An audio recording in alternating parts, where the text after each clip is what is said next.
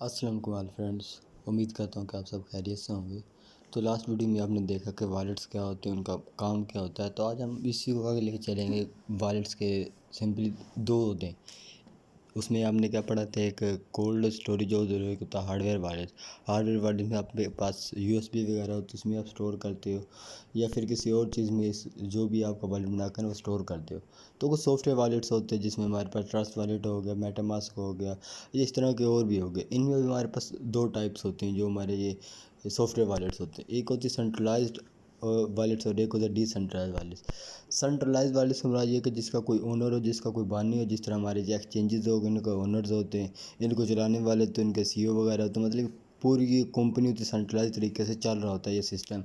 इस वाले में क्या होता है, आपको सिंपल एक पासवर्ड और आप की जीमेल या कोई भी आईडी आपको दी जाती है, जो आप इजीली ना, अगर आप फॉरगेट भी कर सकते हो। अगर आपके पास जीमेल है, आप पासवर्ड भूल गए तो, लेकिन आपको क्या कहते हैं, रिकवर करने का ऑप्शन देते हैं। जबकि डिसेंट्रलाइज्ड वॉलेट्स ऐसा वॉलेट होता है जिसके पीछे कोई ओनर नहीं होता, कोई बानी नहीं होता, उसे कोई चलाने वाला नहीं होता, ना उससे कोई इस तरह का काम शाम होता है। उसमें सिंपली क्या होता है, बड़े बड़े जो प्रोग्रामर्स उन्होंने एल्गोरिथम बनाया होता है। जिस तरह बिटकॉइन का एल्गोरिथम बना के छोड़ दिया था, अब इसे कोई कंट्रोल नहीं कर रहा, बल्कि कंप्यूटर के थ्रू इंटरनेट पे ये चल रहा है। इस तरह डिसेंट्रलाइज्ड वॉलेट्स होते हैं, ये इंटरनेट पे चलते हैं, इनको कोई कंट्रोल करने वाला नहीं होता। और इनमें जो आपका लॉगिन का तरीका है वो आपको प्राइवेट की दी जाती है। प्राइवेट की मतलब कुछ वो वर्ड्स होते हैं, रैंडम वर्ड्स होती है, 12 से 24 वर्ड्स। अब वो आपके वर्ड्स बहुत ज़्यादा इंपॉर्टेंट है जो प्राइवेट कीज़ है। क्योंकि सेंट्रलाइज वाले में क्या होता है, आप फॉरगेट पासवर्ड क्लिक करते हो, आपकी ईमेल पे नहीं है पासवर्ड आता है, वो डाल लेते हो। लेकिन इसमें ऐसा वैसा कुछ नहीं होता। इसमें जो आपकी प्राइवेट की अगर एक बार गुम हो गई तो समझो आपने वॉलेट का जो एक्सेस है वो खो दिया। जो भी पैसा था, जितना भी था, वो सब कुछ किया। क्योंकि इसमें सिर्फ और सिर्फ इंटर होने का एक ही तरीका, वो आपकी प्राइवेट की होती है। तो इसमें आपने प्राइवेट की है ना, वो बहुत ज़्यादा संभाल के रखनी होती है। अगर आप वो खो दोगे तो फिर समझो आपको जो वॉलेट है ना वो ख़त्म हो गया। इसका कोई यूज़ ही नहीं, कोई पर्पज़ ही नहीं है, कोई तरीका ही नहीं। जो आपके पैसे हैं वो आप ना निकाल सकते हो, ना उसमें डाल सकते हो, क्योंकि ज़ाहिर सी बात है आप वॉलेट में लॉगिन नहीं कर पाएंगे। तो आज चलते हैं कैसे ही वॉलेट की तरह, जिसका नाम है ट्रस्ट वॉलेट। ये डिसेंट्रलाइज वॉलेट। डिसेंट्रलाइज मतलब जिसमें आपको प्राइवेट की दी जाएगी और इसी से आप अपने अकाउंट को मैनेज कर पाएंगे। तो हमने प्ले स्टोर में आना है, यहाँ पे आपने लिखना है,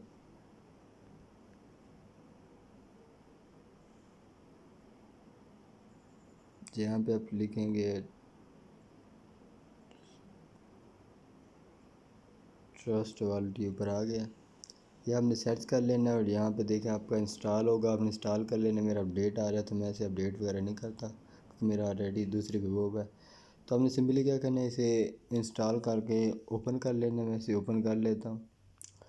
तो यहाँ पे देखिए, इंस्टॉल करने के बाद ओपन करेंगे तो आपके पास इस तरह का दिखाएगा। तो यहाँ पे लिखा हुआ प्राइवेट एंड सिक्योर, ठीक हो गया।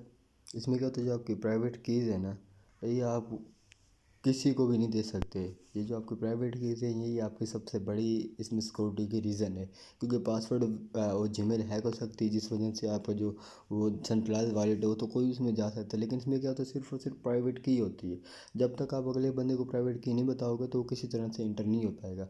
अच्छा, इसमें भी यहाँ पे देखें दो ऑप्शन आ रहे हैं, एक आ रहा है क्रिएट वॉलेट और एक आ रहा है I am already have a wallet. तो अभी जाहिर सी बात है, आप न्यू है, आपने क्या करना है, यहाँ पे क्रिएट अ न्यू वॉलेट पे क्लिक करना है। वो ये आपको प्राइवेट पॉलिसी वगैरह बता रहा है, हमने ये चाहे पढ़ लें इतनी। तो यहाँ पे हमने आगे क्लिक कर देना है ये रेड पे, और नीचे हमने कंटिन्यू कर देना है। अब ये यहाँ पे आपसे पासवर्ड मांग रहा है, मतलब ज़ाहिर सी बात है ये सिर्फ और सिर्फ आपकी डिवाइस पे होगा, ये आपके वॉलेट का पासवर्ड नहीं होगा। इसमें क्या होगा, फॉर एग्जांपल कोई भी बंदा आपका मोबाइल पकड़ता और वो आपका वॉलेट ओपन करना चाहे तो उसे पासवर्ड ज़रूरत है। जिस तरह वो कहते हैं ना, हमारे मोबाइल पे पासवर्ड होता है, ये भी वही पासवर्ड। यहाँ पे हमने कोई भी 7 डिजिट्स का पासवर्ड और 6 डिजिट का पासवर्ड सेलेक्ट कर लेना है। तो मैं यहाँ पर डाल लेता हूँ।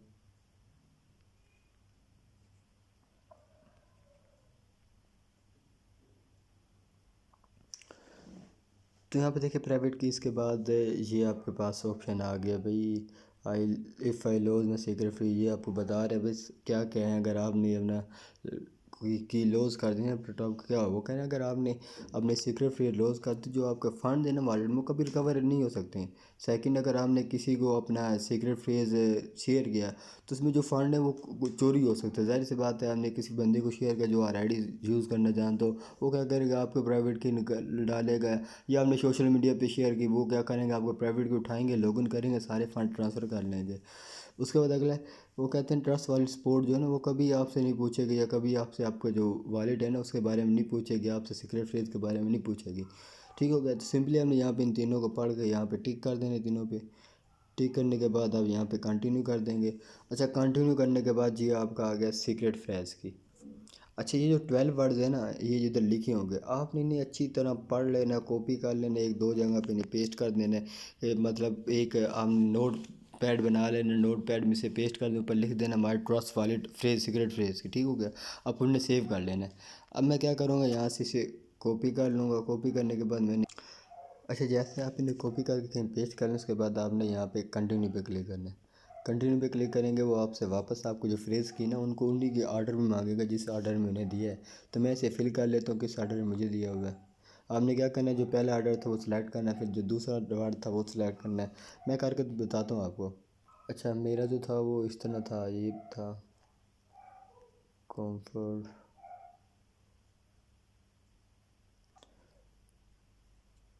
तो यहाँ पे देखिए जैसे मैंने करेक्ट ऑर्डर में वो वर्ड्स लिखे तो यहाँ पे आ रहा है वेल डन, मतलब ग्रीन कलर में आ गया, जिसका मतलब है सही। अगर जैसे आप गलत करेंगे वो वहीं पे आपको रोक लेगा भाई आप गलत कर रहे हैं।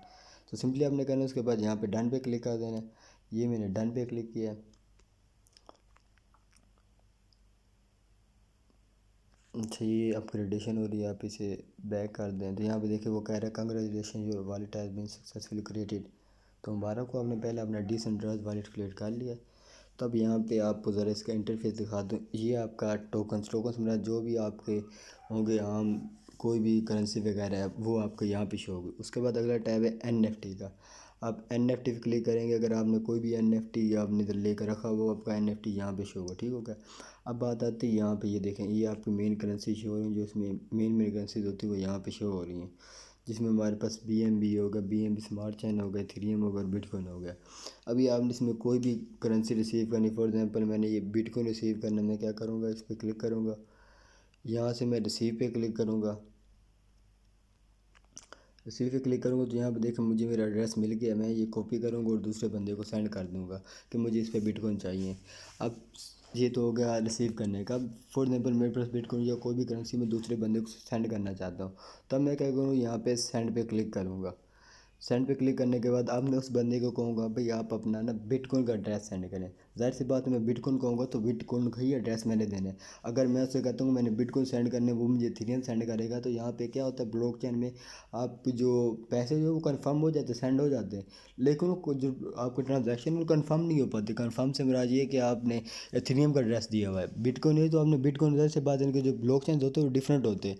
आप ऐसे कह रहे हो कि आप इजी पैसे जैस कैसे तो कर सकते हो, लेकिन इसमें क्या होता है आप सिर्फ और सिर्फ इजी पैसा टू इजी पैसा कर सकते हो बिटकॉइन में, मतलब बिटकॉइन टू बिटकॉइन जाएगा, बिटकॉइन से आप थीरियम में नहीं जा सकते। इसके लिए आपको स्वैप या कन्वर्ट करना पड़ता है, फिर थीरियम टू थीरियम आप करते हो, मतलब पहले बिटकॉइन को थीरियम में कन्वर्ट करना पड़ेगा। तो इसमें इस बात का हमने लाजमी ख्याल रखना है, जिसे भी आप सेंड कर रहे हैं जिसे भी रिसीव कर रहे हैं उसे अपना जो बताना है भाई मेरा कौन सा नेटवर्क है, मेरा बिटकॉइन नेटवर्क थीरियम नेटवर्क है, कौन से नेटवर्क में मैं पैसे मंगवा रहा हूँ, किस नेटवर्क सेंड करने, फिर उसी से आपने अपने लेने हैं। ठीक है, एड्रेस वगैरह। अब यहाँ पे देखें मेरे पास एड्रेस है बिटकॉइन का, मैं यहाँ पे पेस्ट कर दूँगा। यहाँ पे मैं अमाउंट लिखूँगा 0.001 BTC। उसके बाद यहाँ पे मैं कंटिन्यू पे क्लिक कर दूँगा। अब जैसे कंटिन्यू पे क्लिक करेंगे ये आपसे कंफर्मेशन मांगेगा ट्रांसफ़र के, बताएगा भाई इतनी आपकी फ़ीस लगेगी। यहाँ पे देखें ये नेटवर्क फ़ीस बिल्कुल ज़ीरो और ये आपकी टोटल अमाउंट बनी है। यहाँ पे आपने कंफर्म कर देना। ठीक है, कंफर्म करने के बाद आपको सेंड हो जाएगा। तो ये था इसका पहला ऑप्शन। अगला था इसमें डिस्कवर का ऑप्शन। ये डिस्कवर में जाएंगे, यहाँ पे आपको डिफरेंट सिंस की जो इन ऐप्स सर्विसेज होती हैं वो मिल जाती है। उसके बाद और जो टोकन्स के सर्विसेज होती है वो आपको मिल जाती है, मतलब स्टेकिंग वगैरह या डेफी टोकन्स वगैरह वो आपको यहाँ पे इजीली एक्सेस मिल सकता है। ठीक हो गया। लैंडिंग बोरिंग वगैरह ये सब कुछ इधर ही आपको ठीक सब मिलेगा।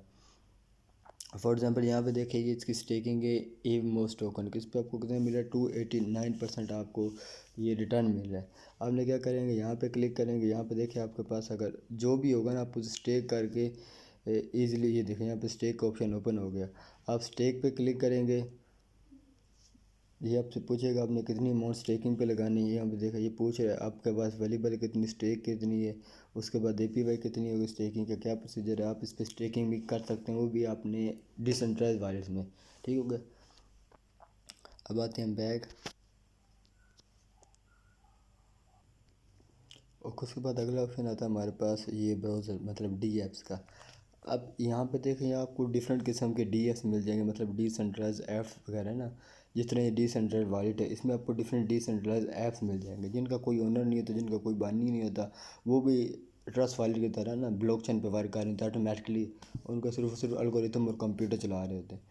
तो यहाँ पे देखिए आपको डिफरेंट इसके आ जाते हैं डिसेंट्रलाइज ऐप्स वगैरह आपको मिलेंगे। इसके बाद अगला ऑप्शन आता है। अच्छा, इन पे मैं डिफरेंट बताऊंगा कौन से डिसेंट्रलाइज ऐप किस लिए यूज़ होते हैं। यहाँ पे देखिए यन फाइनेंस, अब ये एक याफी टोकन है, उसका इन्होंने एक अपना प्लेटफॉर्म बनाया हुआ कि इसमें आप क्या कर सकते हो, अपना टोकन वगैरह एक्सचेंज कर सकते हो, टोकन को आप स्वैप कर सकते हो, टोकन को आप यहाँ पे इजीली जो है ना स्टेक वगैरह कर सकते हो। सिर्फ यन फाइनेंस, इसमें और भी होंगे जिस तरह एक्सचेंज होते हैं उसी तरह ये भी एज एक्सचेंज यूज़ हो सकता है। उसके बाद अगला यूनिस्वैप, ये एक डिसेंट्रलाइज एक्सचेंज है, इसका कोई ओनर नहीं, कोई बाने नहीं है। इसमें सब कुछ डिसेंट्रलाइज तरीके से होता है जिस तरह ये ट्रस्ट वॉलेट में हो रहा है। अच्छा, इसमें ये देखिए पैनकेक्सवैप, ये हमारा सबसे बड़ा वो है, क्या कहते हैं, एक्सचेंज है डिसेंट्रलाइज वर्ल्ड में। ठीक है, सेंट्रलाइज वर्ल्ड में जो बड़ी एक्सचेंज है वो हमारे पास बाइनेंस, जो डिसेंट्रलाइज वर्ल्ड में सबसे बड़ी एक्सचेंज है वो पैनकेक्सवैप है। इनका अपना टोकन भी है, केक है। तो ज़ाहिर सी बात है इसमें पंप करना होता है जब इसमें कोई नहीं होता। बाकी इसमें बहुत अच्छे खासे फीचर मिल जाते हैं आपको। सेंट्रलाइज ऐप में तो वो कहते हैं ना कुछ ज़्यादा होता है, लेकिन इसमें डिसेंट्रलाइज ऐप के होते हुए आपको इतने अच्छे खासे फीचर मिल जाएंगे। इस पर एक डेडिकेटेड वीडियो बनाऊंगा किस तरह आप इसमें स्वैप वगैरह इसमें किस तरह ट्रेडिंग होती है। अच्छा, यहाँ तक हो गया। अब अगला ऑप्शन है हमारे पास, ये मैं बैंक को बंद कर दूँ।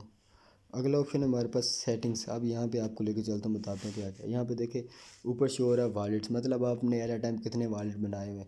यहाँ पे आप क्लिक करेंगे तो यहाँ पे देखिए ये शो हो रहे हैं आपके वॉलेट्स।